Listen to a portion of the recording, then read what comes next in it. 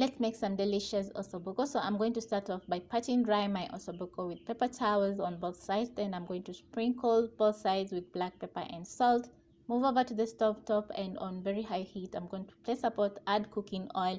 Once the oil is hot, I'm going to add in my ossobuco. So I'm going to be searing my ossobuco on both sides. Once everything is ready, I'm going to transfer to a plate, add my next round. When everything is ready, I'm going to add in a little bit more oil, add onions and garlic, and saute until everything is nice and soft and very fragrant. Then I'm going to add in my tomatoes, stir in, add tomato paste and spices. So for my spices, I'm going to be adding in garlic powder, paprika, thyme, and 1 bay leaf.